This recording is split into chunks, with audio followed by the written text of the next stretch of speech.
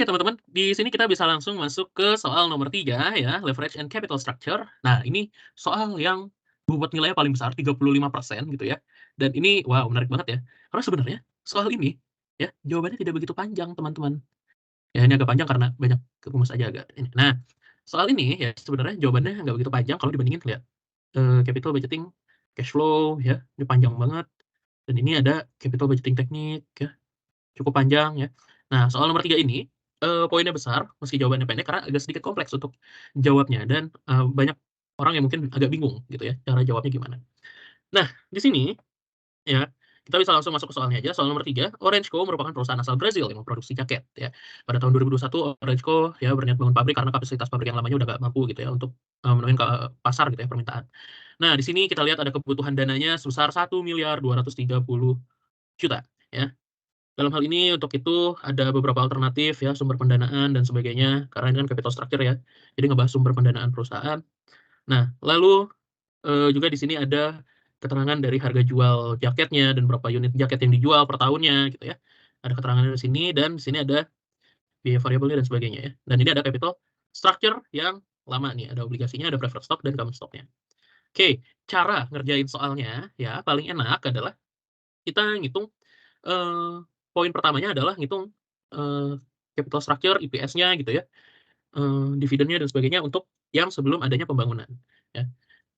Kita di sini langsung masuk aja gitu ya, udah ketahuan di sini ada selling price dari perusahaannya, sorry. Sini ada selling price dari, barang yang mereka jual, ya mereka jual jaket, ya harga jualnya adalah 150.000 per unit, berarti itu adalah selling price-nya. Selling price-nya kan 150.000 dan di sini juga, dijual sebanyak 8.500 unit jaket per tahun ya. Variable cost-nya kita lihat di sini, 50.000 per unit ya, dan fixed cost-nya adalah 350 juta per tahun, teman-teman, ya.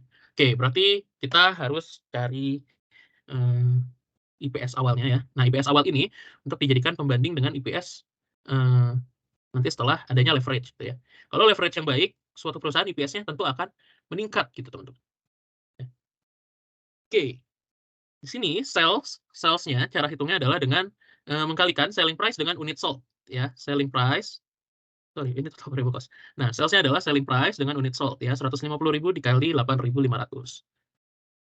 Lalu ada total variable cost-nya di sini bisa langsung dihitung aja, dengan cara berapa sih unit sold, unit yang terjual dengan, variable cost-nya per unitnya berapa, berarti tinggal 50.000 dikali 8.500 unit ya. 425 juta dan sini ada total fixed cost-nya ya udah langsung kita masukin aja, karena fixed cost 350 juta, maka akan ketemu earning before interest and tax ya, EBIT, ketemu EBIT. Nah, EBIT itu caranya dengan sales-nya dikurang dengan variable cost dikurang dengan fixed cost, ya kan. Nah lalu, ya teman-teman, EBIT ini harus dikurang dengan interest yang kita bayar berdasarkan, eee, capital structure yang lama ya, capital structure yang lama ya kalau kalian ini kan soalnya nih. Soalnya seperti ini. Nah, biasanya capital structure yang lama ada di sini. Sementara itu merupakan sumber-sumber pendanaan sebelum Orangeco membangun pabrik atau sebelum dia melakukan leverage. Nah, berarti kita harus hitung perhitungan interest ya dengan melihat, bagian obligasinya karena interest udah pasti ya, dia berhubungan dengan bond ya, hubungan dengan obligasi gitu ya. Nah, obligasi ya, kita lihat di sini kupon rate-nya berapa? Kupon rate-nya adalah sebesar 5% per annually ya. Ini harus hati-hati nih teman-teman ya, antara annually, semi annually, dan, quarterly. Kalau semi annually tiap, 6 bulan sekali dia dapat kupon, berarti harus dikalikan dengan 2. Jadi misalkan kupon rate-nya 5% tapi dia semi annually, harus kali 2 maka secara annually dia 10% gitu ya. Nah, tapi kalau ini udah annually, kita tinggal masukin aja 5% ya. Par-nya, ya kan, karena basis perhitungan interest itu kan bukan berdasarkan, harga pasar gitu ya atau apa ya, tapi berdasarkan par-nya, berdasarkan, eee, apa disebutnya, nilai nominalnya ya, 863.000.000. 863.000.000 kita masukkan. Nah, di sini nggak ada keterangan market price-nya, ya nggak apa-apa juga karena tidak dipakai juga sebenarnya. Nah, obligasinya jatuh tempo 8 tahun ke depan. Ya, ini keterangan aja sih ya, 8 tahun ke depan, sorry, salah. Nah, sebenarnya karena yang kita pakai ini perhitungan interest cuman antara par dengan kupon rate, teman-teman ya. Antara par dengan kupon rate. Jadi sebenarnya, N nggak perlu dipeduliin atau NP juga nggak perlu dipeduliin juga nggak masalah gitu sebenarnya, ya. Tapi nice to know aja. Nah, di sini, ada interest ya, eee interest rumusnya adalah par ya dikali dengan kupon rate ya. Nah, berarti di sini 863 juta, teman-teman. 863 juta dikali dengan 5% ya. Maka hasilnya adalah 43.150.000. Itu adalah interest yang harus dibayarkan oleh perusahaan setiap tahunnya ya. Oke, lanjut di sini ada karena EBIT udah ditemuin interest-nya gitu ya, dikurangi dengan interest, ketemu EBT-nya. Earning before tax dengan cara 500 juta dikurang dengan 43.150.000. Ketemu EBT-nya. Nah, EBT karena dia earning before tax, kita harus ngitung tax-nya berapa ya. Tax-nya kita harus lihat di sini di soal ya. Tax-nya adalah sebesar tarif pajak yang berlaku adalah sebesar 25%. Berarti tinggal 456.850.000 itu dikali dengan tax rate-nya atau sebesar 25%, teman-teman. Hasilnya adalah 114.212.500 ya. Nah, di sini ketemu earning after tax-nya dengan cara EBT dikurang dengan tax. Ya, lanjut. Kita ngitung preferred dividend. Preferred dividend lagi kita lihat di capital structure yang lama dengan cara ngelihat di sini nih. Nah, preferred stock gitu ya, terbit dan beredar sebanyak 36.000 lembar, teman-teman. Berarti outstanding-nya sebesar 36.000 lembar. Parnya adalah sebesar Rp21.000 ya. 21.000. Nah, dividend rate-nya berapa? Dividend rate-nya atau dividend yield-nya adalah sebesar 7%. Nah, cara cari preferred dividend itu dengan cara mengkalikan semuanya outstanding jumlah saham yang beredarnya dikalikan dengan nilai nominalnya dikalikan dengan dividend yield-nya. Ya, maka di sini tinggal 36.000 kali 21.000 kali 7%. Maka ketemu hasilnya adalah sebesar 52.920.000 rupiah. Oke, lanjut. Nah, baru di sini kita ngelihat di kebutuhan dananya berapa. Kebutuhan dananya adalah sebesar 1,23 miliar, 1,23 miliar ya. 2.230 juta. Oke. Nah, kita lihat di sini, kita hitung per alternatif masing-masing. Ya. Nah, sumber pendanaan kalau alternatif A terdiri dari obligasi, preferred stock, dan common stock. Dengan rasio pemenuhan dana adalah secara berurut-urutan sebesar 3:2:3. Ya. Nah, kalau kayak gini, cara ngitungnya nanti ini di total aja, teman-teman. Ya, di total 3 tambah 2 tambah 3 itu hasilnya 8. Nah, nanti masing-masing misalkan di sini adalah 3 gitu ya. Obligasi memenuhi 3 rasionya adalah 3 gitu ya, berarti tinggal 3/8 gitu ya. Maka ketemu nilai obligasi yang dipakai. Nah, di sini obligasi yang baru diterbitkan jatuh tempo dalam 12 tahun ke depan, di mana kupon rate-nya adalah 12% per annually. Para obligasi yang baru diterbitkan sama dengan kebutuhan dana yang akan dipenuhi oleh obligasi. Ya, berarti di sini langsung aja tinggal 3/8 dikali dengan kebutuhan dananya. Kebutuhan dananya adalah 1,23 miliar tadi ya. Ketemu langsung. Oke, teman-teman, selanjutnya ya, kita ngitung preferred stock ya. Preferred stock di sini dia adalah 2 ya kan. Di antara rasionya dia adalah 3:2/3, dia adalah 2-nya. Berarti kan gampang aja ya, tinggal 2 dibagi 8 ya, dikalikan dengan total kebutuhan dananya. Maka kebutuhannya adalah total pemenuhannya adalah sebesar Rp300.500.000. Oke, lanjut. Nah, di sini ya, kita bisa juga cari preferred dividend-nya, teman-teman. Gimana cara cari preferred dividend-nya? Nah, di sini kita lihat di preferred stock statusnya ya, par per lembarnya sama dengan preferred stock yang lama, 21.000. Nah, di sini dividend yield-nya lebih tinggi 3% dari dividend yield preferred stock yang lama. Dividend yield preferred stock yang lama adalah sebesar 7%. Berarti di sini preferred dividend yang baru dia tinggal ditambahin aja 7 plus 3%, berarti 10% sebenarnya kan. Nah, terus kita lihat lagi berapa lembar saham baru yang diterbitkan. Nah, lembar saham baru yang diterbitkan adalah 12.300 lembar. Maka untuk preferred dividend-nya tinggal 12.300 lembar ya, kita kaliin, balik lagi rumusnya sama kayak gini, outstanding stock dikali par dikali dividend rate. Nah, sini tinggal dikali kalau ini issued stock ya, karena dia leverage ya. Ya, nah di sini tinggal 12.300 lembar dikalikan dengan parnya 21.000 dikalikan dengan dividend yield yang barunya adalah sebesar 10%. Ketemu hasilnya adalah 25.830.000, teman-teman. Nah, lanjut di sini juga kita ada keterangan dari common stock. Common stock baru diterbitkan memiliki par sebesar 15.000 per lembar dan cost of common stock-nya adalah sebesar 10%. Cost of common stock-nya nggak kita pakai di sini, cost of common stock itu baru kepake di bawah. Oke ya. Nah, common stock di sini dia secara rasio adalah 3. Berarti tinggal 3 bagi 8 dikalikan dengan 1,230. Ya. 1.230 juta. Nah, tinggal kita cari outstanding common stock-nya itu ada berapa lembar, teman-teman. Karena ini penting berhubungan dengan nanti ngitung earning per share dan sebagainya gitu ya. Oke, lanjut. Common stock-nya cara ngitungnya adalah dengan kita lihat total nilai common stock yang baru diterbitkan adalah 461 juta. Nah, itu tinggal dibagi dengan par common stock yang baru, yaitu sebesar 15.000 per lembar, teman-teman.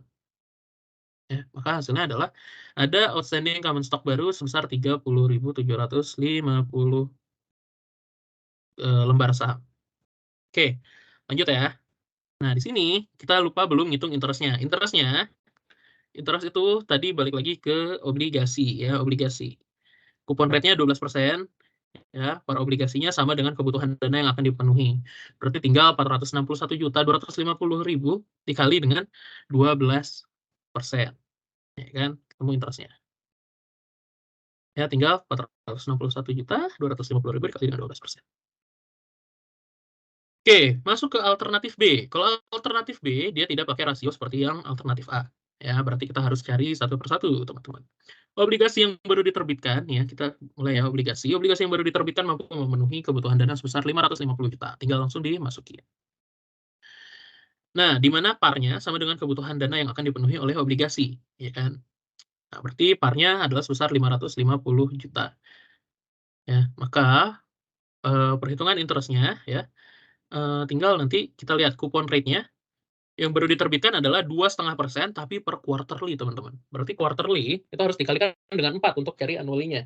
2,5% kali 4 sama dengan 10%. 10% dikali dengan 550 juta sebagai parnya, maka ketemu interest-nya adalah sebesar 55 juta. Nah, teman-teman, ya, kenapa dari tadi ada kata parnya sesuai dengan nilai nominal yang dipenuhi oleh obligasi? Karena bisa jadi gitu ya, obligasi itu nilai parnya lebih kecil daripada harga ketika dia dijualnya. Misalkan harga dia jual gitu ya, dapat memenuhi kebutuhan 550 juta, tapi sebenarnya total nilai parnya hanya sebesar 450 juta, dan itu bisa aja nanti dia ngaruh di perhitungan interest-nya, teman-teman. Nah, lanjut gitu ya, setelah kita ketemu interest-nya, kita cari preferred stock. Preferred stock yang baru diterbitkan memiliki par per lembar yang sama dengan preferred stock yang lama, berarti 21.000 ya. Balik lagi ke bawah, 21.000 per lembar. Terus juga tapi dividend yield-nya sebesar 8%. Ya, lembar preferred stock yang baru diterbitkan adalah sebesar 10.000. Berarti balik lagi cara ngitungnya adalah dengan parnya 21.000, ya, parnya 21.000 per lembar dikalikan dengan saham preferred stock baru yang diterbitkan 10.000 dikalikan dengan 8%. Ya. 10.000 kali 21.000 ya boleh aja ya, kali 8%. Maka hasilnya adalah hasilnya adalah 16.800.000. Ya, preferred stock-nya ini sebenarnya cara nyarinya nanti setelah ngitung common stock, teman-teman. Ya, tapi bisa langsung ketemu preferred dividend-nya. Kenapa? Karena nggak penting dia pemenuhannya berapa sebenarnya. Karena yang penting adalah kita tahu nilai parnya, gitu ya. Karena di sini basis perhitungannya adalah parnya, bukan pemenuhannya. Nah, ini balik lagi ya, ini itu kan ada perbedaan nih kan. Dia bisa dipenuhinya sebenarnya 249 juta, tapi nilai parnya bisa jadi lebih rendah daripada itu. Daripada nilai saham yang diterbitkan. Oke. Di sini kita cari common stock-nya. Common stock terbitkan mampu memenuhi dana sebesar 35%. 35% dari kebutuhan, kita lihat berarti 35% dikalikan dengan 1.230 juta. Ya, 430 juta 500.000 ya. Nah, preferred stock-nya bisa ketahuan. Ya.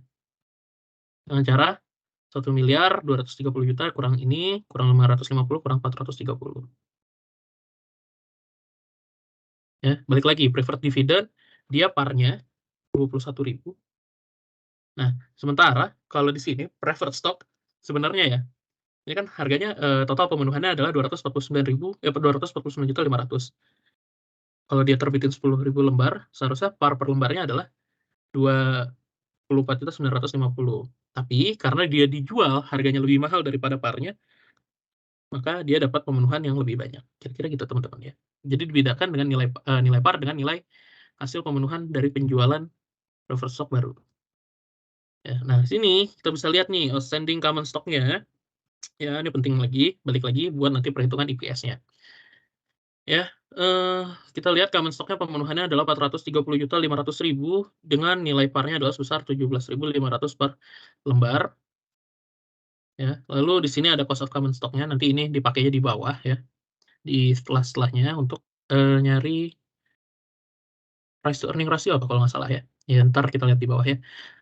Ini outstanding common stock dengan cara ya 430.500.000 dibagi dengan 17.500 per lembar. Outstanding common stock barunya adalah sebesar 20.600.000.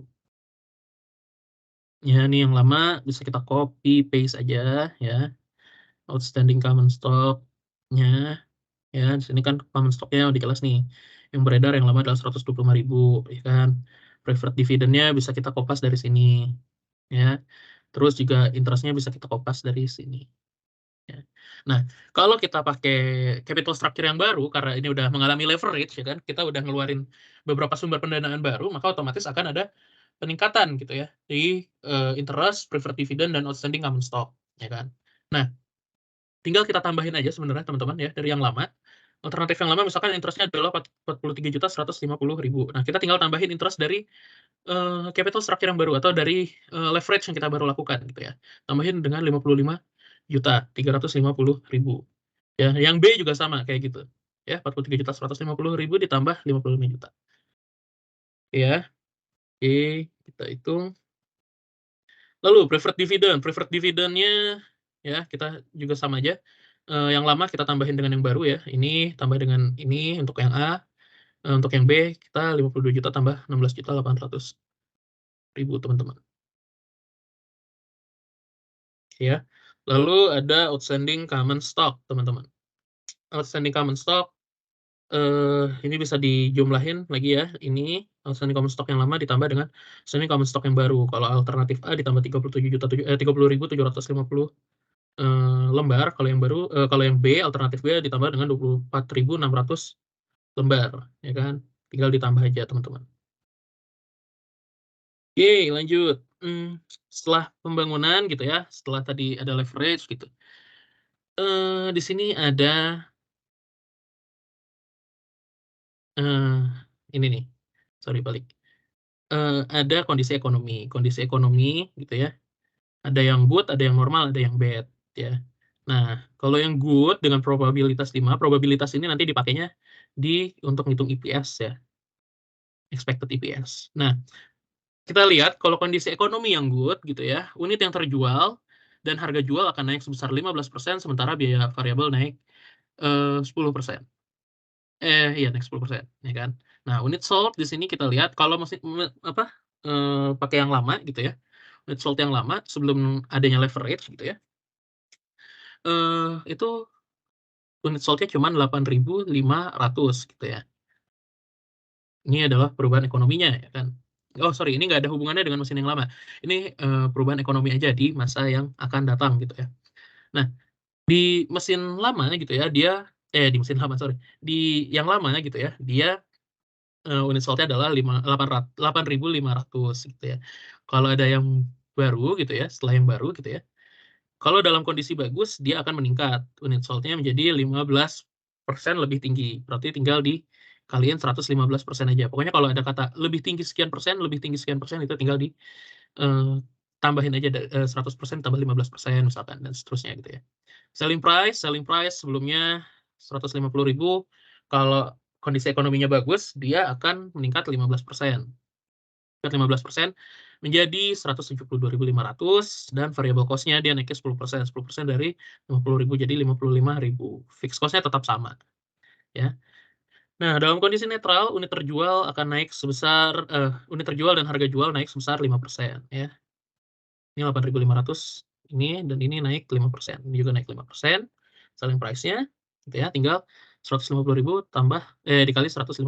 Variable cost-nya tetap sama gitu ya. Dan fixed cost-nya juga tetap sama. Nah, kalau dalam kondisi ekonomi yang buruk gitu ya, dia akan unit terjualnya atau unit sold-nya dia akan turun sebesar 15%. Berarti tinggal eh apa 8.500 dikali dengan 85%. 85% itu hasil dari 100% dikurang 15%.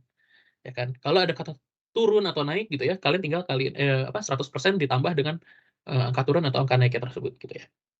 Harga jualnya nggak berubah, variable cost-nya turun menjadi 10 variable cost to sales rasionya turun jadi 10%. Nah, cara ngitungnya ya, kalau kayak gini ini kan pasti bakal ribet banget, bakal bingung gitu ya, ruwet. Nah, cara ngitungnya adalah dengan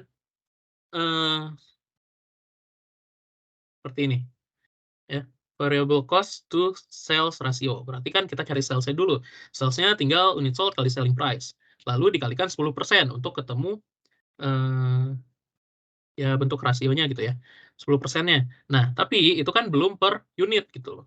Nah, dengan untuk nemu per unitnya adalah dengan dibagi total unit yang diproduksi tahun itu. Makanya dibagi lagi dengan 7.225. Gitu, teman-teman. Lanjut, ini kita udah tahu gitu ya, unit sold-nya, selling price-nya, variable cost-nya, fixed cost-nya gitu ya. Nah, kita bisa cari sales-nya, kita bisa masukin variable cost-nya gitu ya. Ini kalau alternatif A, ya sales-nya kalian ngerti lah ya, unit sold dikali selling price gitu ya. Dalam kondisi bagus, kita tinggal kaliin ini dengan ini, untuk netral ini dengan ini ya, lalu dengan buruk ini dengan ini. Ya. Gitu juga yang alternatif B, sama aja ya. Alternatif B, sama aja, untuk sales-nya sama. Lalu variable cost-nya juga sama. Fixed cost-nya sama. Ya, EBIT gitu ya, fixed cost-nya tinggal dimasukin 350 juta aja gitu ya. Nah, EBIT-nya kan tinggal dari sales kurang variable cost kurang fixed cost. Temu EBIT. Temu EBIT. Nah, mulai terjadi perbedaan adalah di sini, di bagian interest-nya. Karena di alternatif A, interest-nya adalah sebesar 98.500.000, sementara yang di B adalah 98.150.000. Ya, untuk yang A kita masukin aja 98.550 98.500.000. Nah, untuk yang B kita tinggal masukin yang bagian B. 98.150.000. Ya kan? Nah, dari sini EBIT dikurang interest ketemu EBT-nya. Nah, mulai dari bagian sini udah mulai ruwet nih ke bawahnya nih, karena angkanya beda-beda jadinya kan. Oke. Nah, di sini tax-nya adalah 25%. Tax-nya tinggal dikalikan dengan EBT kan untuk cari tax-nya. 25% kali 700 juta, 25% kali 510 juta dan seterusnya sampai ke samping sama aja. Ya kan? Lalu ada earning after tax ya. EBT dikurang tax maka ketemu EAT. Salah ya kalian ya. Oke, lalu dikurang dengan preferred dividend. Nah, lagi-lagi di sini ya, preferred dividend beda ya antara alternatif A dengan alternatif B. Untuk yang alternatif A, kalian bisa masukin yang 78.750.000 ke sini, teman-teman. Ya. Untuk yang alternatif B, kalian masukin yang 69.720.000. Nah, oke, ketemu ya. Nah, sini earning after tax dikurang preferred dividend, berarti udah ketemu earning available for common stock holders, ya kan? EAFCS itu ya, pokoknya ya. Oke, teman-teman. Lalu di sini, earning available for common stockholder, kita bagi dengan outstanding common stock. Lagi-lagi, outstanding common stock antara yang alternatif A dengan alternatif B itu berbeda. Yang alternatif A tinggal kita masukin aja. Outstanding common stock-nya adalah besar 155.750 lembar saham. Untuk alternatif A bisa tinggal langsung dimasukkan. Yang alternatif B kita masukkan yang 149.600.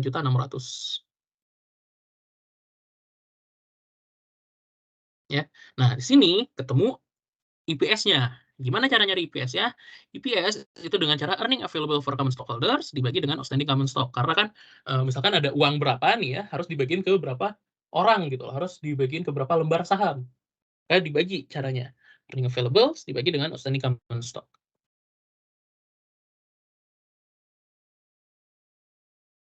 Nah, ini kan kelihatannya ruwet ya, karena ada alternatif A, ada kondisi bagus, netral, dan buruk. Ada alternatif B, bagus, netral, dan buruk. Nah, di sini ada lagi percentage-nya. Percentage ini bakal digunain untuk, nemuin expected atau, kira-kira perkiraan normalnya gitu ya, dalam kondisi kayak ini kan kondisi ekonominya akan memburuk 75% gitu ya, percentage, netralnya 25% dan 5%-nya. Nah, ini bakal kita pakai untuk ngitung expected EPS masing-masing alternatif. Ya, gimana caranya? Dengan cara, persentasenya dikali dengan IPS-nya. Jadi persentase 5% dikali yang 5% kan bagus ya. Nah, IPS yang bagus juga. Nah, ini netral dikalikan dengan persentasenya, buruk dikalikan dengan persentasenya. Maka akan ketemu nilai alternatif A, ups, nilai alternatif A adalah sebesar expected EPS-nya adalah sebesar Rp2.054, rupiah, ya. Nah, alternatif B, ya sama juga, ini 5% dikalikan, IPS-nya untuk yang bagus, 25% dikalikan dengan IPS-nya yang netral dan yang buruk ya, gitu-gitu ya. Nah, hasilnya alternatif B, IPS-nya lebih besar. Nah, terus gimana nih expected share value? Nah, ini kan baru earning per share gitu ya, pendapatan per saham. Nah, share value-nya itu harus dilihat lagi berdasarkan dengan tadi, cost of capital dari common stock gitu loh. Nah, cost of capital dari common stock. Cost of common stock sebesar 10% untuk yang A. Berarti tinggal 2.054 ini ya, dibagi dengan 10%. Ya. Lalu yang B, 2.200 dibagi 9%. Kan? Nah, terus di sini ditanya alternatif sumber pendanaan mana yang sebaiknya dipilih oleh Orangeco gitu ya, agar struktur modalnya paling optimal. Nah, struktur modalnya paling optimal sudah jelas yang bisa meningkatkan EPS ataupun, expected share value-nya, lebih baik gitu ya, lebih meningkat gitu ya, lebih lebih tinggi dibanding yang lainnya. Maka pilihan terbaiknya adalah dengan pilih yang B gitu ya. Misalnya ini pilih B, bagus, B ya, B mantap ya. Sini tinggal BEP in unit, kita hitung BEP in unit untuk tahu degree of, operating leverage, financial leverage, dan TTL-nya ya, gitu-gitu ya. Nah, ini kita cari BEP in unit, caranya dengan total fixed cost, tadi udah jelas 1 juta, ya, fixed cost-nya, selling price per unit. Nah, ini kita pakai yang kan percentage-nya paling gede yang buruk ya. Most likely akan terjadi yang buruk gitu ya. Maka kita akan pakai selling price yang buruk gitu ya. Selling price yang buruk, variable cost yang buruk, ya dan sebagainya. Nah, sini selling price unitnya adalah 150.000 dan variable cost per unitnya adalah 15.000. Tinggal kita hitung aja, hasilnya adalah sebesar 2.592 barang ya, BP in unit. Atau bisa dibulatkan aja 2.593. Nah, itu kan tadi BP in unit. Nah, sekarang kita hitung BP in rupiahnya itu ya.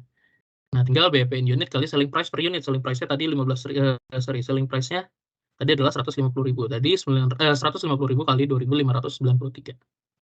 Temu hasilnya 388.950.000 rupiah. Lanjut, ngitung degree of operating leverage. Nah, caranya dengan hitung sales dikurang total variable cost dikurang dengan EBIT. Dibagi dengan EBIT. Nah, sales ya kita bisa lihat di sini, karena most likely akan terjadi yang buruk, kita pakai yang buruk ya. Semuanya sales-nya, total variable cost-nya, EBIT-nya juga pakai yang buruk. Ya, alternatif B yang buruk, karena kita milih alternatif B kan. Oke, kita tinggal hitung aja ya, sales kurang divisi kurang EBIT. Hasilnya adalah berikut. Nah, lalu setelah ketemu degree of operating leverage, kita cari degree of financial leverage, teman-teman. Degree of financial leverage gitu ya, caranya adalah dengan EBIT dibagi dengan EBIT kurang interest dikurang dengan private dividend dibagi 1 minus tax gitu ya. Nah, EBIT-nya balik lagi kita udah bisa lihat di sini EBIT-nya udah ada ya sebenarnya ya. Nah, interest-nya pakai yang alternatif B gitu ya, 98.150.000. Pokoknya kalau mau lihat angka-angka untuk perhitungan ini, kita fokus di alternatif B yang buruk juga bisa nih. Ya, karena dia most likely akan terjadi. Oke. Ya, hasilnya adalah 1,44. Tadi pajaknya kan udah jelas ya, 25%. Preferred dividend-nya juga udah jelas di sini, 69.720. Sini angkanya juga ada nih, 69.720.000. Oke ya. Nah, tinggal udah ketemu degree of operating leverage, degree of financial leverage, tinggal hitung degree of total leverage gitu ya. Caranya ya, balik lagi, DOL dikali DFL. DOL-nya tadi, degree of operating leverage-nya adalah 1,56 dan degree of financial leverage-nya adalah sebesar 1,44. Jadi hasilnya adalah 2,25, teman-teman. Oke, untuk soal nomor 3 selesai sampai di situ, teman-teman. Oke, teman-teman, langsung aja kita masuk ke soal nomor 4, yaitu payout policy, soal yang bobotnya adalah 20%, ya. Nah, payout policy ini sebenarnya kalau menurutku ya, agak kurang asik untuk dihitung pertama-tama di awal-awal, karena dia agak agak kompleks juga dan juga nilainya cuma 20 poin, ya. Karena biasanya banyak nih yang harus kita hitung, dan itu belibet gitu cara ngitungnya, bahkan urutannya agak ngacak, ya kan. Nah, payout policy itu kan membahas tentang bagaimana kita mendistribusikan gitu ya, free cash flow dari perusahaan atau ya, equity dari perusahaan gitu ya untuk stockholder pada, mereka gitu ya, anggaplah kayak gitu. Eee, kita langsung masuk aja ke materinya, jangan bahas teori ya. Eee, kita masuk ke materinya, ke soalnya. Kita lihat di sini soalnya, banyak banget yang harus dihitung ya. Tapi yang udah jelas banget ya dan, mudah gitu ya untuk dihitung adalah kita lihat di sini total stockholder equity-nya udah diketahui. Terus kalau kita baca di informasi tambahan gitu ya, di informasi tambahan kita bisa tahu, eee, treasury stock-nya langsung. Dengan cara kita lihat di sini ada kata-kata perbandingan cost treasury stock dan par value ini adalah 5,8 di mana total nilai treasury stock adalah sebesar 75 juta. Nih yang ini, ya. Berarti kan udah ketahuan tuh nilainya berapa, ya udah ada di informasi tambahan. Nilainya adalah 75 juta yang L, nih ya yang ini. Nah lanjut, kita ngitung urutannya yang, karena ini ngacak ya, yang D itu ya, kita lihat lagi ada keterangannya di, informasi tambahan, di bagian market value common stock saat ini adalah sebesar 5.000 per lembar. Nah, di bagian ini nih, di mana par value-nya sebesar 3.500 per lembar gitu ya. Nah, ini bisa langsung kita masukin teman-teman, ya, karena udah ada di, eee, keterangan. Lalu lanjut nomor 3. Nomor 3 ya, ada keterangan di mana par value common stock gitu ya, Rp500 lebih tinggi dibanding cost treasury stock. Nah, cost treasury stock tadi kan, udah jelas ya di sini ya, kita lihat nih, yang, D tadi, cost of treasury stock, lebih tinggi daripada cost treasury stock. Tadi common stock-nya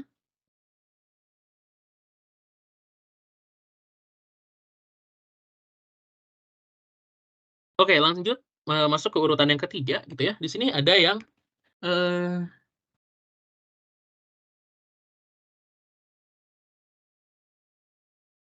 oke lanjut di sini ada yang ketiga, yang J gitu ya, yang J kita bisa hitung, eee dari keterangannya di sini, par value common stock gitu ya, par value common stock kan tadi udah ketahuan nih, ya 3.500.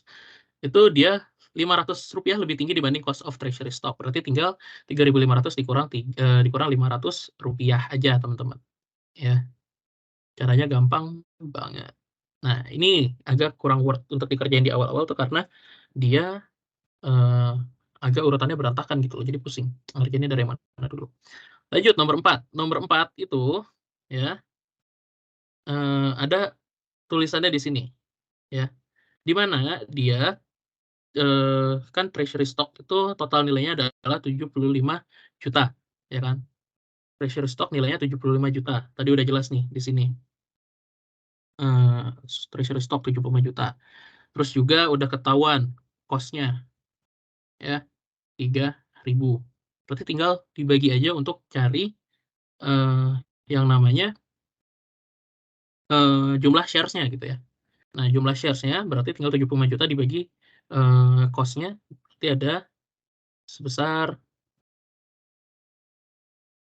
25.000 lembar saham.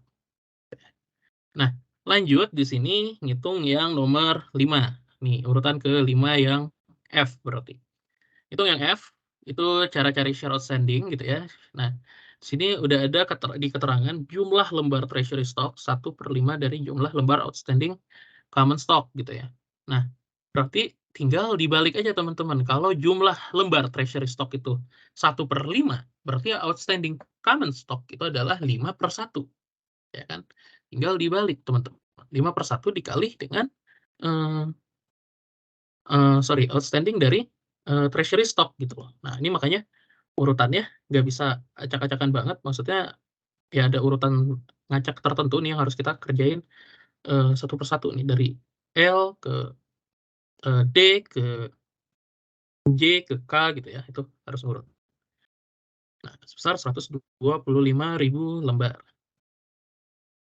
5/1 kali 25.000 lembar. Ya. Lanjut, di sini nomor 6 ya, ada share issue. Share issue ya, share issue itu kan berarti saham yang udah dikeluarkan perusahaan. Kalau share outstanding kan yang masih ada di pasar gitu ya, yang masih ada di pemegang saham biasa, bukan yang udah dibeli sama perusahaan. Kalau dibeli sama perusahaan kan namanya treasury stock.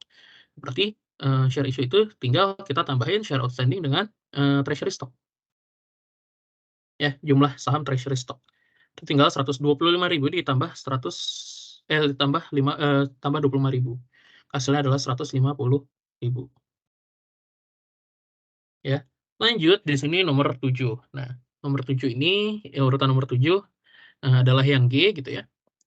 Yang G adalah total nilai dari common stock yang ada. Nah, total nilai common stock yang ada kan tadi udah jelas ya. Ada tinggal dihitung issue stock dikali dengan par value gitu ya. Kali dengan par value. Par value-nya adalah sebesar 3.500 ya kan. Nah, di sini juga ada issue stock-nya adalah sebesar 150.000. Berarti 150.000 dikali dengan 3.500. Ya, lalu di H lanjut ke bagian I, baru nanti ke H ya. Di bagian I di sini udah jelas ditulis ya. Nilai retain earning. Nah nih, nilai retain earning 300% lebih besar dibanding nilai paid in capital. Kalau 300% lebih besar berarti dia bisa dibagi, gambarannya adalah 3/1 gini ya. Berarti kan ya 3/1 gini ya pokoknya ya. 3/1. 3/1. Nah, berarti kan bisa ngitungnya per 4.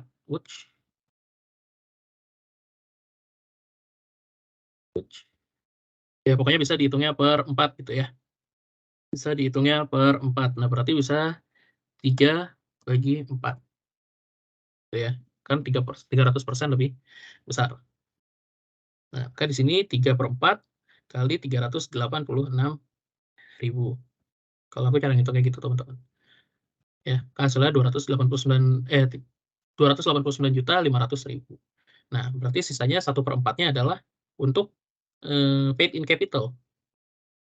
Besar 1/4 kali 386 juta. Oke. Udah gitu ya, tinggal kita ngerjain yang A, B, C. Ya, A, B, C. Nah, preferred stock gitu ya. Cara pertamanya cari dengan yang C-nya, value-nya. Ya, total value-nya. Berarti dengan hitung total stockholder equity gitu ya, dikurang dengan G, dikurang dengan H, dikurang dengan I. Lalu karena total stockholder equity itu udah dikurangin treasury stock, maka sekarang kebalikannya ditambah dengan treasury stock untuk nemu preferred stock-nya gitu ya. Nah, maka di sini rumusnya adalah total stockholder equity dikurang dalam kurung G plus H plus I dan ditambah dengan L. Ya, maka hasilnya adalah 384 juta. Nah, lalu di sini ada keterangannya lagi kan tadi kan. Perbandingan cost treasury stock dan par value preferred stock adalah 5:8. Ya kan? Nah, berarti tinggal di sini 8 bagi 5, teman-teman. 4.800. Sini hasilnya adalah sebesar 80.000 lembar. Jadi gambarannya, nah ininya ya gambaran strukturnya adalah kayak gini ya, struktur modalnya ya, capital structure-nya ya, preferred stock, common stock-nya, paid in capital dan sebagainya. Nah, lanjut ya, di sini kita hitung EPS-nya. Nah, cara ngitung EPS-nya udah ada keterangannya juga di sini, di mana dia net income ya, mana nih?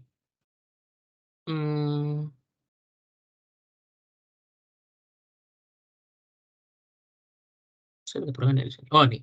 Laba bersih yang diperoleh oleh Bengawan Corp pada tahun 2021 adalah sebesar 80% dari total nilai common stock. Berarti net income-nya adalah sebesar 80% dari common stock. Tadi common stock-nya adalah 525 juta gitu ya.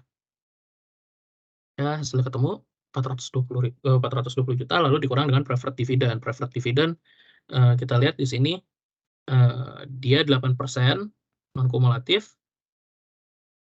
Lalu par value-nya ini penting ya kalian lihat non kumulatif atau kumulatif, karena kalau kumulatif berarti misalkan ada tahun sebelumnya belum dibayar harus dihitung juga. Tapi dia ini non kumulatif. Kita lihat 8% dikali 4.800 adalah dari par value-nya lalu dikali dengan share issue dan outstanding-nya sebesar 80.000 lembar. Hasilnya adalah 30.720.000. Nah, IPS-nya tinggal dengan cara 389.280.000 ya dibagi dengan 125.000. Nah, ini sorry ya, 389.000 itu dari hasil hitung 389 juta itu dari 420.000 dikurang 30.720.000. Dibagi dengan 125.000, 125.000 itu adalah total common stock yang masih outstanding. Ya. Lalu di sini ada PER price to earning ratio, berarti kan price-nya gitu ya. Price-nya adalah tadi kita lihat di soal ada tulisannya sebesar market value-nya adalah sebesar 5.000 per lembar. Price to earning ratio, maka price dibagi earning per share-nya. Nah, earning per share-nya adalah sebesar 3.114. Maka price to earning ratio-nya adalah 1,61. Dan nah, lalu lanjut di sini. Ini baru masuk nih ke dimintanya. Stock split 5, 5 for 2 gitu ya. 5 untuk 2. Nah, kalau stock split ya, nggak ada perubahan di bagian sini. Ya, nggak ada perubahan di struktur modal sebelah kanannya, total nilainya. Yang ada perubahan adalah di sini. Bagian, apalagi ini kan common stock ya. Common stock di bagian parnya, share issue-nya, dan share outstanding-nya. Lalu juga di treasury stock di bagian cost dan share-nya. Nah, untuk di common stock, karena dia 542 gitu ya, berarti dia dari 2 lembar jadi 5 lembar, maka par value-nya otomatis akan berkurang. Nah, berkurangnya dengan cara 2/5, karena yang tadinya 2 jadi 5 gitu ya, dikali 3.500, maka hasilnya adalah 1.400. Nah, lalu lanjut di share issue. Share issue-nya juga berubah, karena tadinya dia 150.000 lembar, sekarang jadi untuk 2 lembar jadi 5 lembar, maka sekarang berubah 5 bagi 2. Ya, ini kebalikannya aja nih. Kalau par dia jadi lebih mengecil, jadi 2 bagi 5, ini jadi lebih besar. Share issue maupun outstanding-nya jadi lebih besar. Jadi 5 bagi 2 kali 150.000 lembar. Hasilnya adalah 375.000 lembar. Share outstanding-nya juga 5 bagi 2 kali 125.000 lembar. Jadi 312.500 lembar. Nih, kita bisa lihat di sini. Ya, perubahannya adalah terjadi di sini. Lalu treasury stock juga berubah, of course. Cost-nya juga akan nurun gitu ya, karena kan sahamnya dari 2 jadi 5 gitu ya. Jadi otomatis cost-nya turun. Cost-nya jadi 1.200 rupiah per lembar, lalu share yang beredarnya, share yang adanya adalah sebesar 62.500 lembar saham. Nah, bagian sebelah kanannya nggak berubah. Nah, itu aja untuk stock split 542 ya. Fokusnya di bagian sini.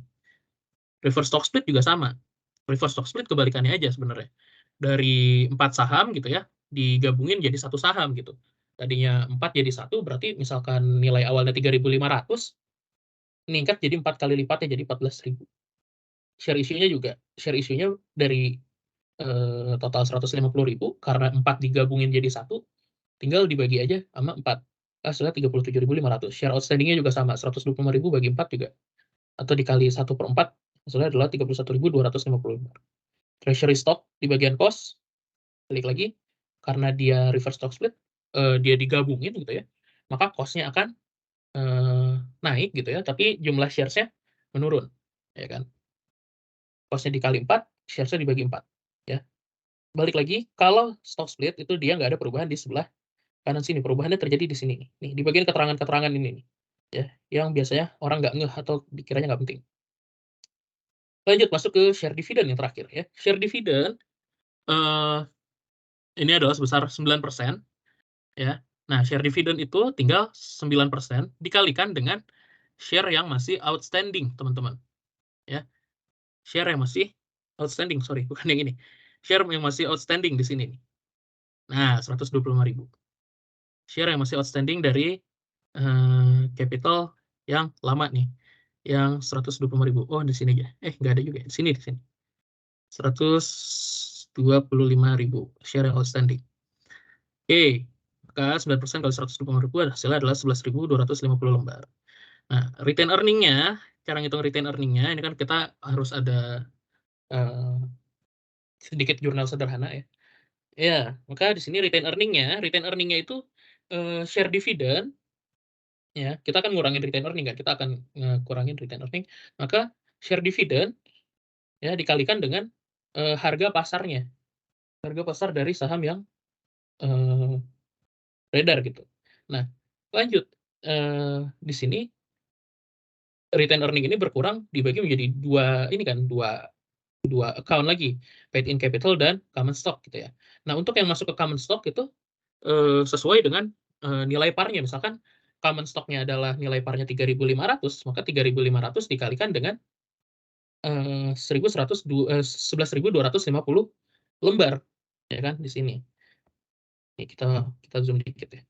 Nah, terakhir, dia ada lagi yang namanya paid in capital. Paid in capital ini selisih antara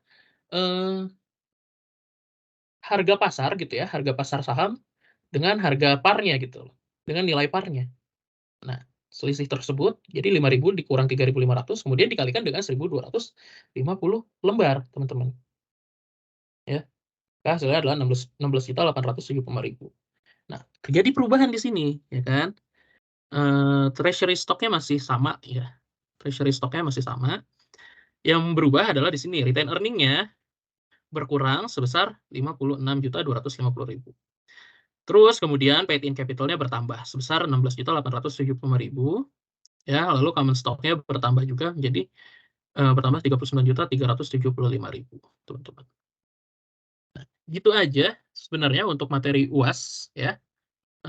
Semoga mentoring ini bisa ngebantu kalian untuk kerjain UAS nanti. Karena ini video online ya, siapa tahu kalian juga daftar mentoring secara offline. Selamat berjumpa di kelas nanti dan terima kasih semuanya.